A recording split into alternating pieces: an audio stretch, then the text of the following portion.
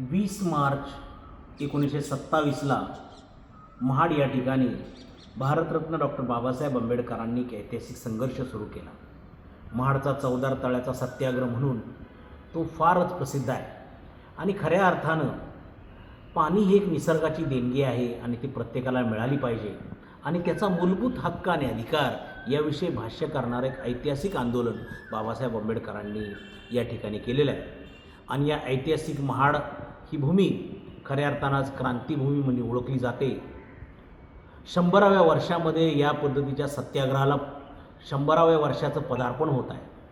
खऱ्या अर्थाने एक आनंदाचा क्षण आहे की ज्या ठिकाणी बाबासाहेब आंबेडकरांनी एक मूलभूत हक्कानं अधिकार जे आहेत त्या समुदायाला, अस्पृश्य समाजाला, मागासवर्गीय समाजाला मिळाले पाहिजेत यासाठी जे मोठं आंदोलन केलं ते एक ऐतिहासिक आंदोलनाला 100 वर्ष होत आहे. परंतु ज्यावेळेस 20 मार्चच्या दिवशीसुद्धा महाड चवदार तळ्याच्या जवळ गेल्यानंतर असं लक्षात येतं की त्या ठिकाणचं पाणी आजही शुद्ध नाही आहे. निश्चितपणानं राज्य शासनानं या संदर्भात चवदार तळ्याचं सुशोभीकरण आणि जलशुद्धीकरणाच्या कामाचा शुभारंभही आज होत आहे. त्याचा एक मनस्वी आनंद आहे.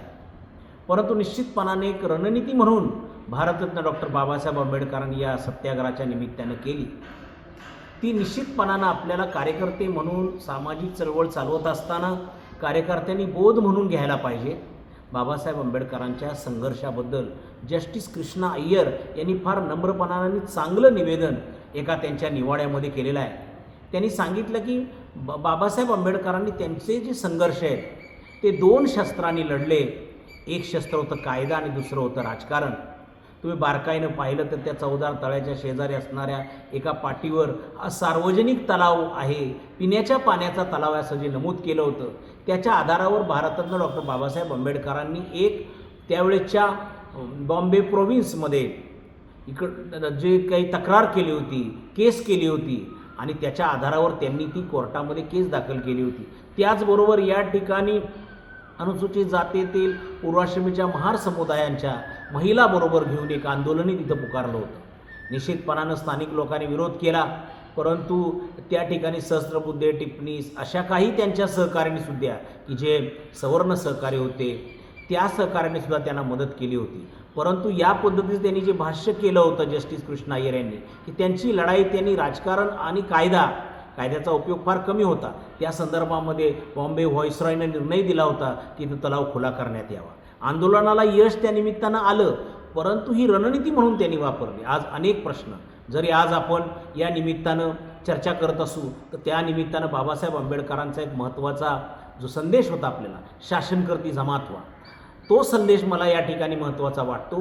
कारण की आपण ह्या शासनामध्ये गेलो पाहिजे. आजही अनेक अशी खेडीपाडी आहेत. आपण शहरी भागाचा लवलेश ज्यांना मिळाला, बाबासाहेबांच्या सल्ल्यानुसार शहरात मंडळी आली, ती थोडीशी स्थिर स्थावर झाली. परंतु आजही अनेक खेडेगावामध्ये मागासवर्गीय समुदायाला तो स्मशानभूमीचा प्रश्न असेल, पाण्याचा प्रश्न असेल किंवा आजही अन्याय अत्याचाराच्या प्रश्नाला सामोरं जावं लागत आहे.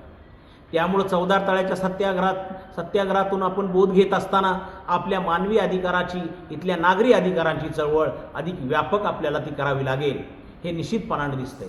आणि प्रत्येक प्रश्नाकडे सोडत असताना बाबासाहेब आंबेडकरांनी ज्या पद्धतीची एक रणनीती वापरली, कायदा आणि राजकारणाच्या आणि इथल्या सामाजिक एकूणच दबाव तंत्राच्या, सरकारला जबाबदार बनवण्यासाठी एक आपली जनशक्ती उभी करण्याची, आपले मूलभूत अधिकार मिळवण्यासाठी ती आपण निश्चितपणानं उभी केली पाहिजे.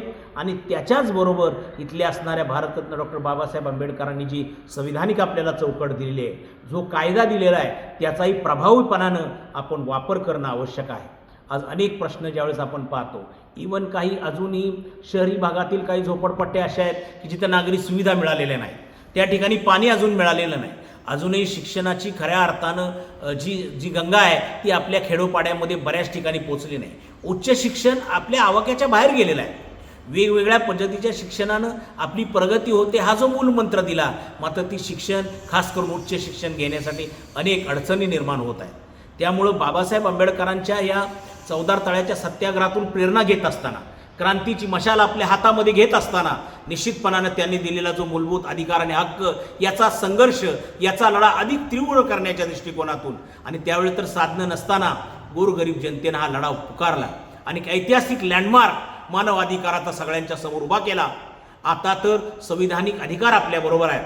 शासनकर्ती जमात हा मूलमंत्र दिलेला त्याच्या संदर्भामधल्या पायवाटा आपल्याकडं काही चोखळण्याचा आपण प्रयत्न करत आहे. काही मंडळी सत्तेमध्ये सुद्धा आहे, परंतु निश्चितपणानं या राज्याची, या देशाच्या इथल्या भूमिपुत्रांनी, सन ऑफ सॉईल यांनी इथल्या असणाऱ्या वेगवेगळे राजकीय प्रयोग करून शासनकर्ती जमात झाल्याशिवाय खऱ्या अर्थानं हे मूलभूत प्रश्न सोडवता येणार नाहीत.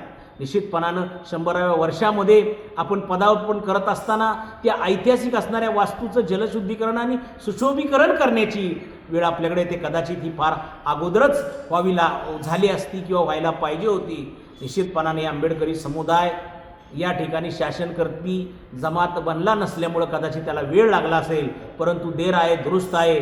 शासनाने हा घेतलेल्या उपक्रमाचं आपण कौतुकच करूया आणि निश्चितपणानं आपण भविष्य काळामध्ये सुद्धा अशा पद्धतीच्या अनेक जे लढे आहेत, जे मानव अधिकाराचे संघर्ष आहेत, ते अधिक तेवत ठेवून भारतीय संविधानाला प्रमाण मानून आपण सर्वजण कार्य करू आणि ह्या ऐतिहासिक महाड चौदार तळ्याच्या सत्याग्रहाला, त्या क्रांतिभूमीला या ठिकाणी मानाचा जय भीम करून या ठिकाणी मी माझं अभिवादन या निमित्तानं करत आहे. जय भीम, जय भारत.